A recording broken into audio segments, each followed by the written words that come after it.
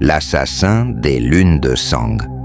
Et si un simple paysan se transformait en loup-garou, massacrant des innocents sous les lunes de sang? Peter Stump, un fermier allemand du XVIe siècle, est accusé de crimes si atroces qu'ils ont terrifié l'Europe. Surnommé le loup-garou de Bedburg, il aurait conclu un pacte démoniaque pour semer la mort. Cette narration dévoile les secrets macabres de Peter Stump, ses attaques nocturnes, ses prétendus pouvoirs surnaturels, et un procès qui a horrifié l'Allemagne. Préparez-vous à plonger dans une époque où la peur du surnaturel règne. Appuyez sur j'aime, abonnez-vous et laissez un commentaire pour partager vos pensées, afin que cette histoire glaçante atteigne d'autres passionnés d'histoire. Un paysan dans l'ombre, les origines de Peter Stump. Imaginez un village endormi dans l'Allemagne du XVIe siècle, où un paysan ordinaire cache un secret si sombre qu'il glace le sang. Peter Stump, né vers 1530 près de Bedburg, est un fermier respecté, père de famille et membre de sa communauté. Les chroniques de l'époque, comme les pamphlets de Cologne, publiés en 1589, décrivent un homme discret, mais dont la vie bascule dans l'horreur. Dans une Allemagne déchirée par les guerres religieuses et la superstition, Peter Stump devient une figure de cauchemar, accusé de se transformer en loup-garou sous les lunes de sang. Selon les récits, Peter grandit dans une région où les légendes de loup-garou et de sorcellerie sont omniprésentes. Les archives, bien que fragmentaires, suggèrent qu'il est un homme riche pour un paysan, possédant des terres et une réputation de piété. Mais des rumeurs troublantes émergent des disparitions d'enfants et de bétail dans les environs de Bedburg.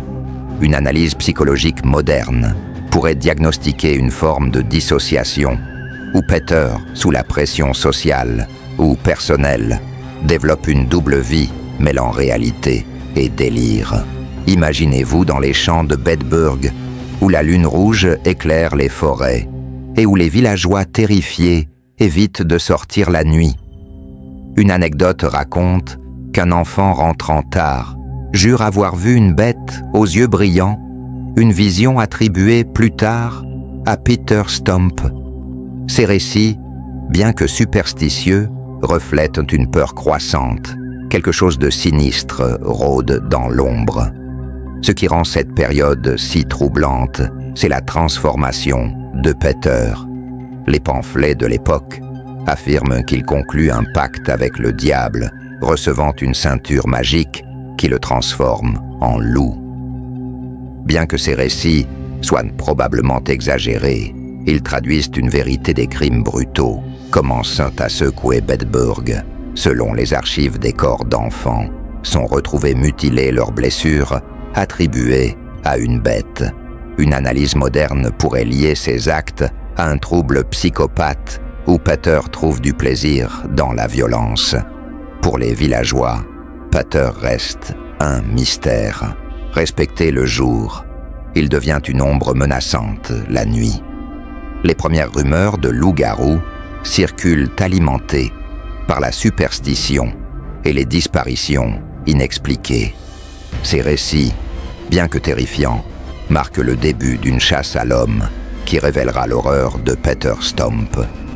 Si ces débuts vous glacent, le sang attendait de découvrir comment ces crimes, sous les lunes de sang, ont semé la terreur dans Bedburg. Les nuits de sang, les premiers crimes de Peter Stump. Si l'ombre mystérieuse de Peter Stump vous a troublé, attendez de découvrir comment ces crimes, sous les lunes de sang, ont transformé Bedburg en un village hanté par la peur. Dans les années 1570, des disparitions inexpliquées secouent la région et les rumeurs d'un loup-garou commencent à prendre forme. Cette deuxième partie explore les premiers meurtres attribués à Peter Stump, son prétendu pacte démoniaque et la terreur croissante des villageois. Préparez-vous à plonger dans un monde où la superstition et l'horreur se mêlent. Si cette histoire vous glace le sang, appuyez sur « J'aime », abonnez-vous et laissez un commentaire pour partager vos pensées. Vers 1570, Bedburg, une petite ville près de Cologne, est en proie à une vague de disparitions inquiétantes. Les pamphlets de Cologne, publiés en 1989, décrivent des enfants et des voyageurs retrouvés morts, leurs corps mutilés, dans les forêts environnantes. Les blessures profondes et déchiquetées sont attribuées à une bête sauvage, mais les villageois chuchotent un nom, Peter Stump. Selon ces récits, Stump, un fermier respecté, mène une double vie attaquant sous le couvert des nuits de pleine lune, lorsque le ciel prend une teinte rougeâtre. Imaginez-vous dans un village plongé dans l'obscurité, où les mères barricadent leurs portes et les enfants n'osent plus jouer dehors après le crépuscule. Une anecdote rapportée dans les archives raconte qu'un berger, cherchant son troupeau, découvre un corps d'enfant déchiqueté près d'une rivière. Les villageois superstitieux attribuent ces horreurs à un loup-garou et les soupçons se tournent vers Peter Stump, dont le comportement devient de plus en plus étrange. Une analyse psychologique moderne pourrait suggérer un trouble dissociatif ou une psychopathie, où Stump, poussé par des pulsions violentes, trouve dans la nuit un exutoire à ses désirs. Ce qui rend cette période si terrifiante, c'est l'escalade des crimes. Les pamphlets affirment que Peter, sous l'emprise d'un pacte démoniaque, utilise une ceinture magique pour se transformer en loup. Bien que ces récits soient influencés par la superstition, ils reflètent une vérité. Les meurtres sont méthodiques, ciblant souvent des enfants vulnérables. Selon les témoignages recueillis lors de son procès, Stump aurait tué plus de 14 enfants et plusieurs adultes, parfois dévorant leur corps. Une analyse historique moderne comme celle de Montague Summers dans The Werewolf in Lorien Legend suggère que ces accusations de cannibalisme sont probablement exagérées, mais les preuves de meurtre sont accablantes. Pour les villageois, la peur devient insupportable. Les nuits de lune rouge, où la lumière semble amplifier les ombres, sont marquées par des patrouilles armées et des prières désespérées. Une anecdote raconte qu'un chasseur, traquant la bête, trouve des empreintes humaines près d'un corps, renforçant les rumeurs contre Stump. Les autorités locales, sous pression, commencent à enquêter, mais Peter, rusé, échappe aux soupçons grâce à sa réputation diurne de bon chrétien. Les complices de Peter, bien que peu mentionnés dans les archives, jouent un rôle clé.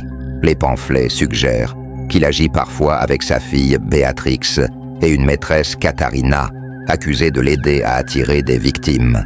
Imaginez la terreur de ses complices, piégés entre la peur de Stump et la culpabilité de leurs actes. Une analyse psychologique pourrait voir dans leur complicité une forme de dépendance toxique où la peur du loup les soumet à sa volonté. Pour les victimes enfants arrachés à leur famille, les nuits de Bedburg deviennent un cauchemar. Les récits décrivent dans des scènes atroces des corps démembrés, des cris étouffés dans les bois.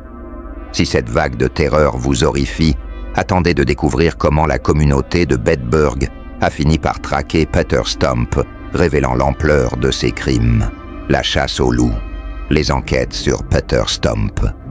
Si les crimes sanglants de Peter Stump, sous les lunes de sang, vous ont horrifié, attendez de découvrir comment la communauté de Bedburg, poussée par la peur et la superstition, s'est lancée dans une chasse désespérée pour arrêter ce monstre insaisissable. Dans les années 1580, les disparitions d'enfants et les récits de loups-garous deviennent trop nombreux pour être ignorés, forçant les autorités à intervenir.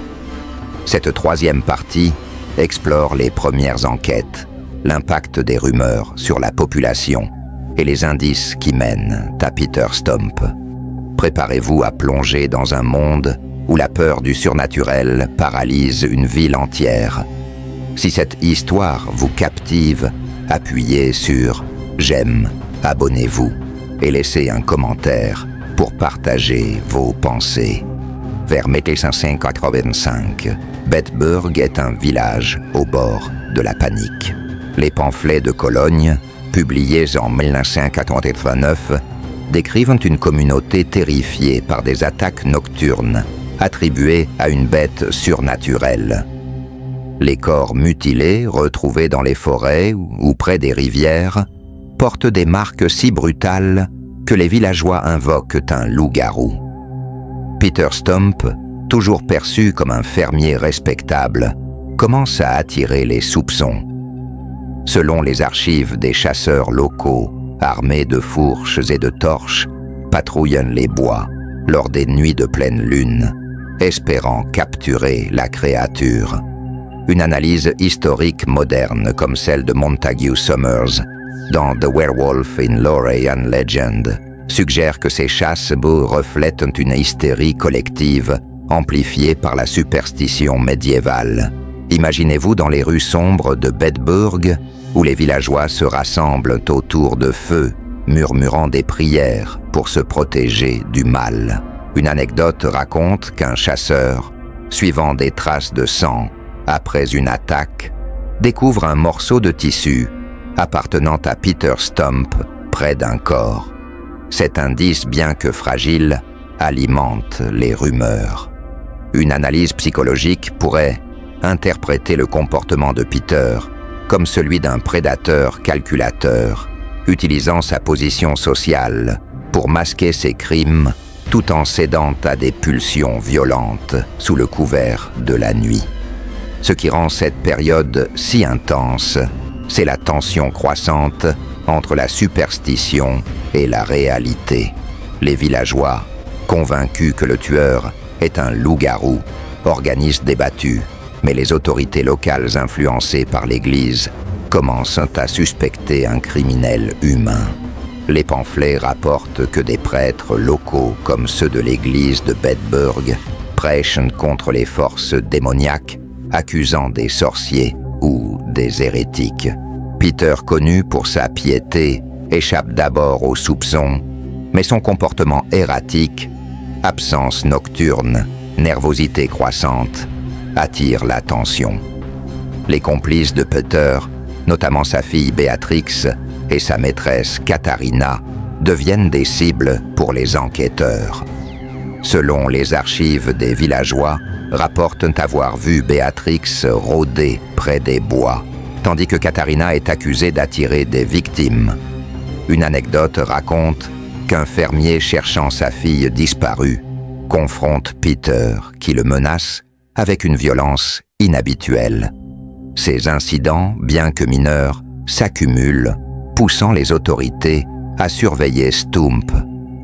Une analyse moderne pourrait voir dans ses complices des victimes pamesso manipulées par un homme dominateur, piégées dans un cycle de peur et de soumission. Pour les habitants de Bedburg, chaque lune rouge devient une épreuve. Les familles barricadent leurs maisons et les enfants sont surveillés en permanence.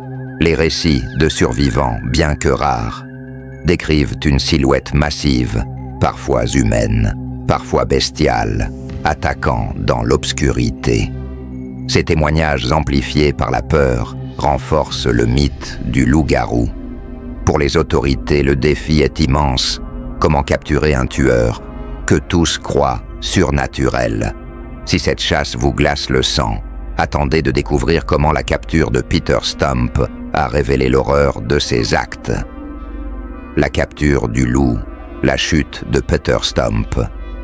Si la chasse désespérée pour capturer le tueur de Bedburg vous a tenu en haleine, attendez de découvrir comment Peter Stump, le loup-garou de Bedburg, a été enfin démasqué en 1589, révélant une vérité plus terrifiante que les rumeurs. Après des années de meurtres impunis sous les lunes de sang, une traque acharnée mène à son arrestation, dévoilant un monstre humain derrière le mythe. Cette quatrième partie explore la capture de Peter Stump, les preuves accablantes contre lui et les réactions horrifiées de la communauté. Préparez-vous à plonger dans un monde où la réalité dépasse les cauchemars. Si cette histoire vous captive, appuyez sur j'aime, abonnez-vous et laissez un commentaire pour partager vos pensées. En octobre 1589, la tension à Bedburg atteint son paroxysme. Les pamphlets de Cologne, publiés peu après, décrivent une chasse massive organisée par les villageois et les autorités locales.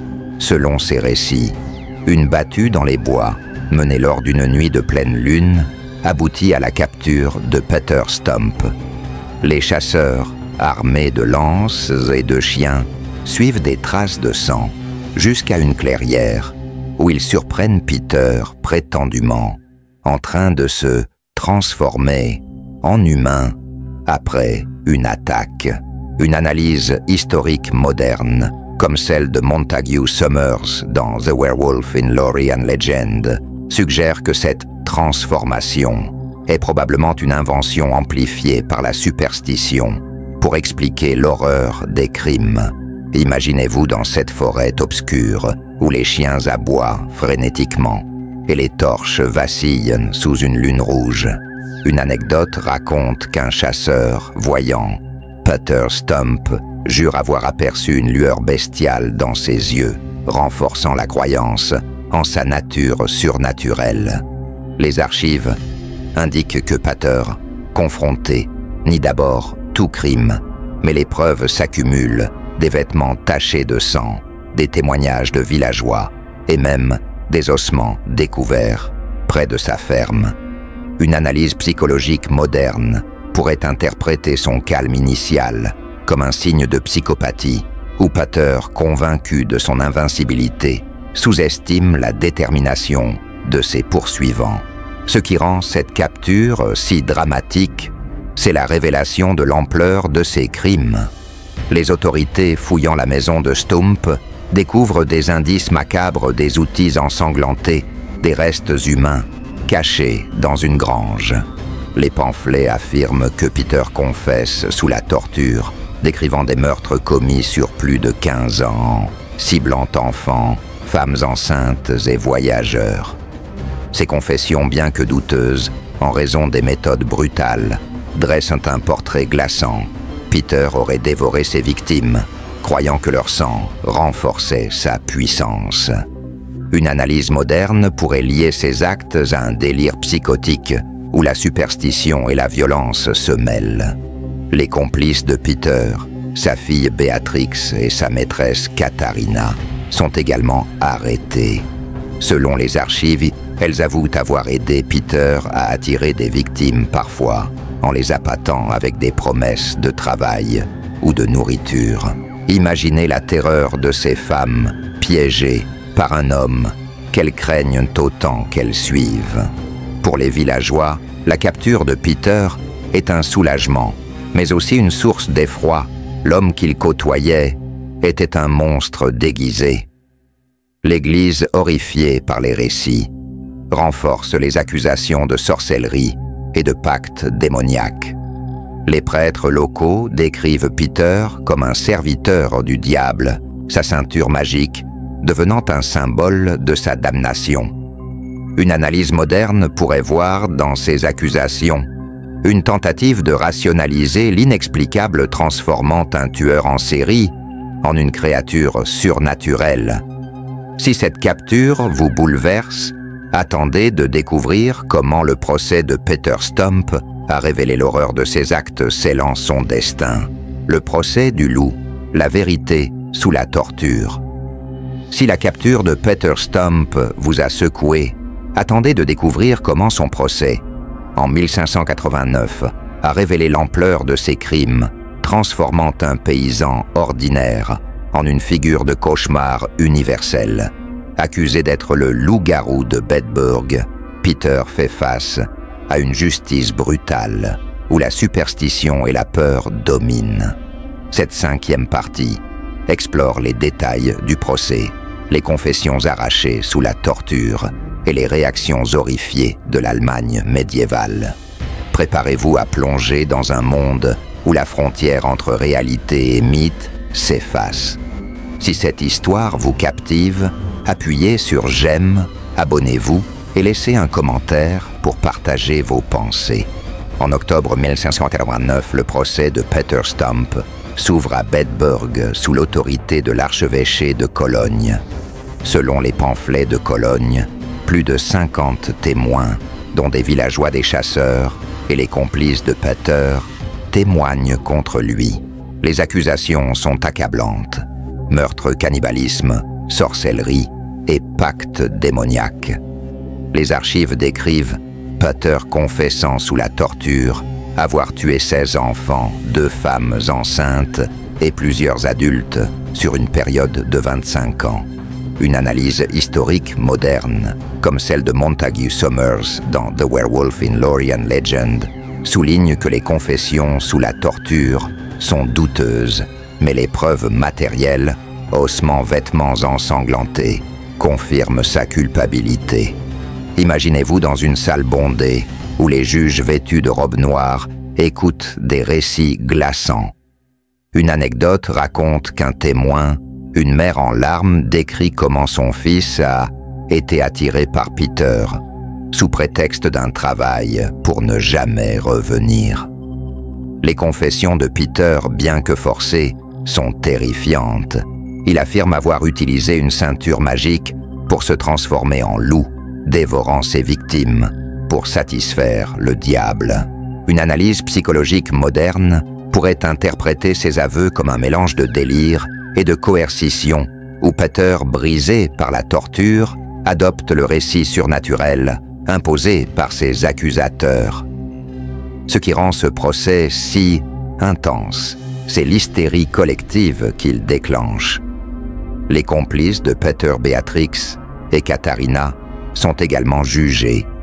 Selon les archives, Béatrix avoue avoir aidé son père à cacher des corps, tandis que Katharina décrit des nuits où Peter revenait couvert de sang.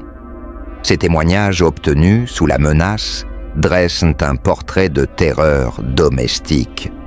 Imaginez la douleur de Béatrix, une jeune femme piégée par la cruauté de son père, forcée de participer à ses crimes. Une analyse moderne pourrait voir dans leur implication une forme de syndrome de Stockholm où la peur les lie à Peter.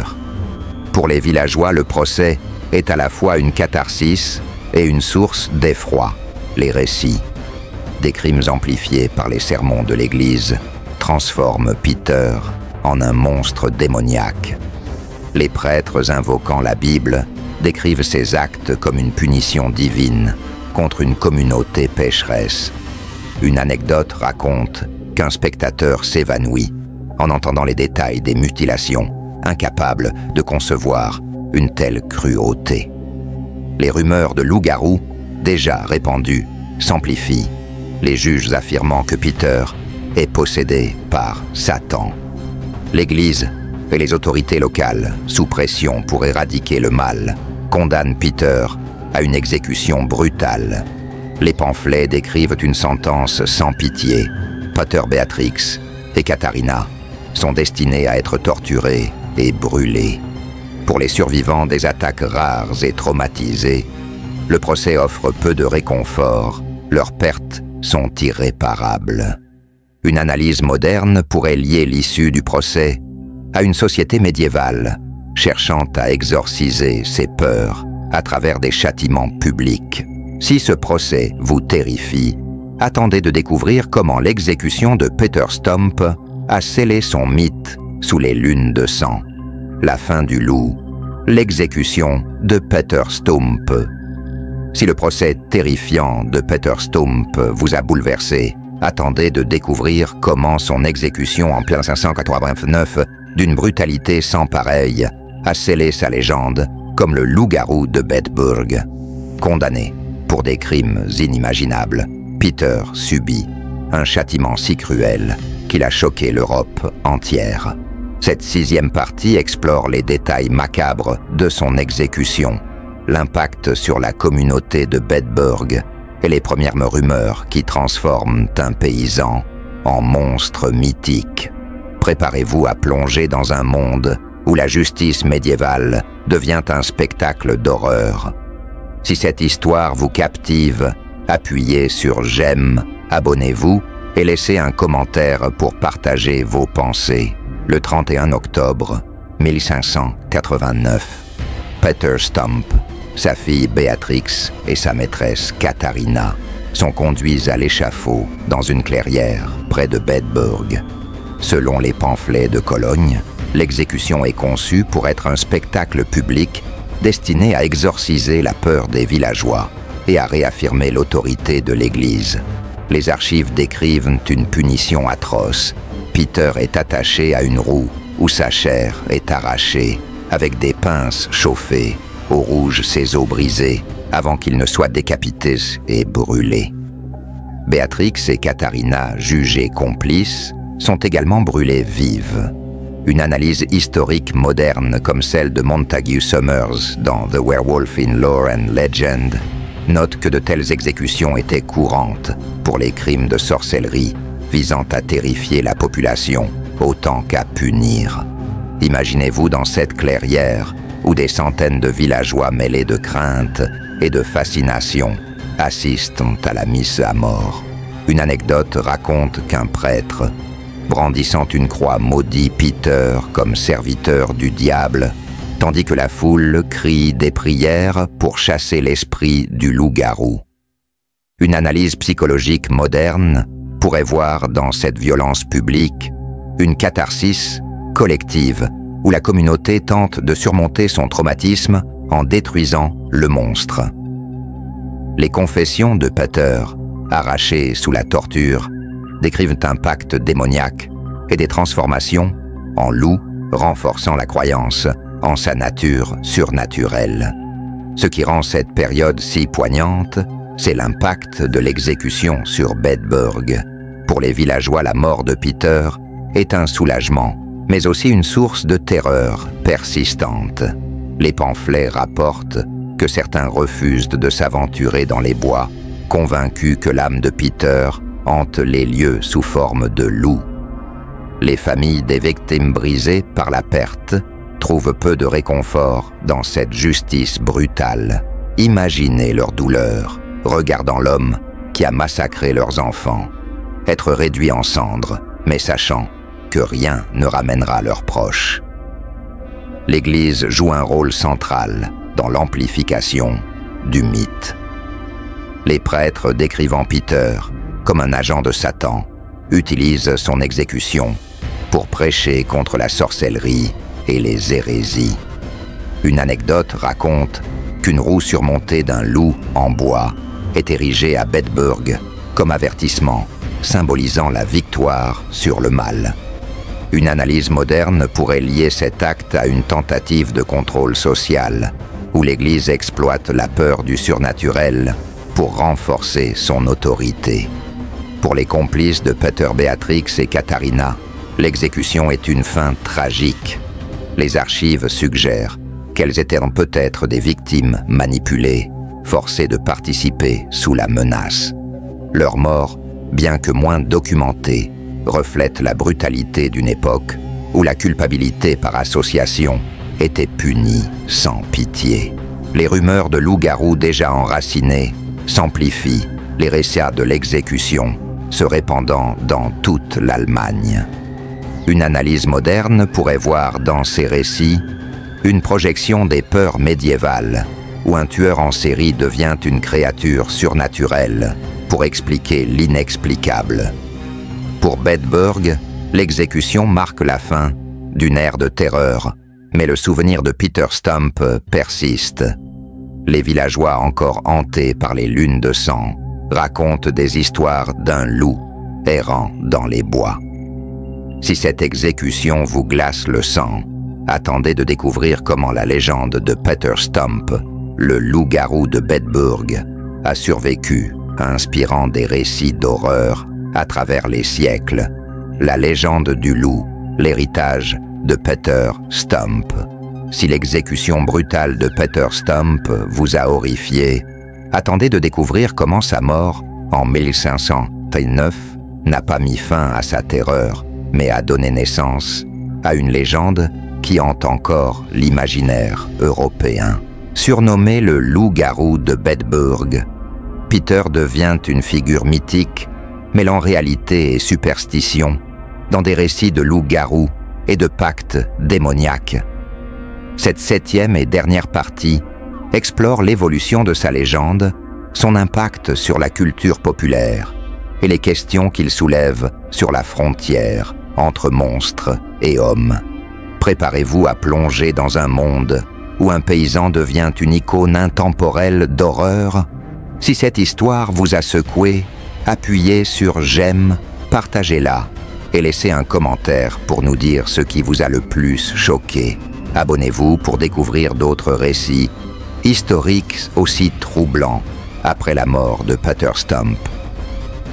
Bedburg tente de panser ses plaies, mais son ombre persiste. Les pamphlets de Cologne, largement diffusés en Allemagne et au-delà, décrivent ses crimes avec une fascination morbide, transformant Peter en une figure de cauchemar. Selon Montague Summers dans The Werewolf in Lore and Legend, ces récits, traduits en plusieurs langues, amplifient la légende du loup-garou, faisant de Peter Stump un symbole du mal surnaturel. Une analyse historique moderne suggère que ces pamphlets, souvent exagérés, reflètent une société médiévale terrifiée par l'inconnu, où un tueur en série devient un monstre pour rationaliser ses atrocités. Imaginez-vous dans une taverne allemande du XVIe siècle, où un conteur narre l'histoire du loup-garou de Bedburg, décrivant des nuits de lune rouge, où Peter, transformé en bête, déchiquetait ses victimes. Ces récits, mêlant vérité et fiction, captivent les auditeurs, renforçant la peur des loups-garous. Une anecdote raconte qu'un voyageur passant par Bedburg, des années plus tard, jure avoir entendu des hurlements dans les bois attribués à l'âme errante de Peter. Une analyse psychologique moderne pourrait voir dans ces histoires une projection collective où la communauté transforme un criminel en créature surnaturelle pour exorciser sa peur. Ce qui rend cet héritage si fascinant, c'est sa longévité. Au XVIIIe siècle, la légende de Peter Stump inspire des récits de loups-garous à travers l'Europe, influençant des œuvres littéraires comme The Werewolf de 1839. Les villageois de Bedburg, bien que soulagés par sa mort, continuent de transmettre des histoires de lune de sang, où l'esprit de Peter rôde. Pour les familles des victimes, ces récits sont une blessure ouverte, un rappel des pertes subies. Imaginez leur douleur vivant dans un village où chaque pleine lune ravive le souvenir d'un monstre. L'Église joue un rôle clé dans l'amplification du mythe. Les sermons décrivant Peter comme un serviteur de Satan renforcent la croyance en la sorcellerie et les forces démoniaques. Une analyse moderne pourrait lier cette diabolisation à une stratégie de contrôle social, où l'Église utilise la peur pour maintenir l'ordre dans une société fracturée par les guerres religieuses. Les récits de la ceinture magique de Peter, prétendument trouvée lors de son arrestation, deviennent un symbole de sa damnation, bien que probablement inventé. Dans la culture populaire moderne, Peter Stump reste une figure obscure mais influente. Des films d'horreur et des romans sur les loups-garous s'inspirent indirectement de sa légende, bien que son nom soit moins connu que celui de Dracula. Une analyse contemporaine pourrait suggérer que son histoire reflète une fascination pour les tueurs en série, où la frontière entre humains et monstres fascine. Pour les lecteurs d'aujourd'hui âgés de 18 à 65 ans, l'histoire de Peter pose une question troublante. Était-il un monstre surnaturel ou un homme brisé par ses pulsions? L'héritage de Peter Stump perdure dans les forêts de Bedburg, où des touristes visitent encore les lieux de ses crimes. attirés par le frisson du mystère. Les récits de ces attaques sous les lunes de sang, bien que teintés de superstition, capturent une vérité essentielle. Sa cruauté était si inhumaine qu'elle semblait défier la réalité. Si cette légende vous a bouleversé, partagez-la avec ceux qui aiment explorer les recoins sombres de l'histoire. Appuyez sur j'aime, laissez un commentaire sur ce qui vous a le plus choqué et abonnez-vous pour découvrir d'autres récits historiques aussi troublants.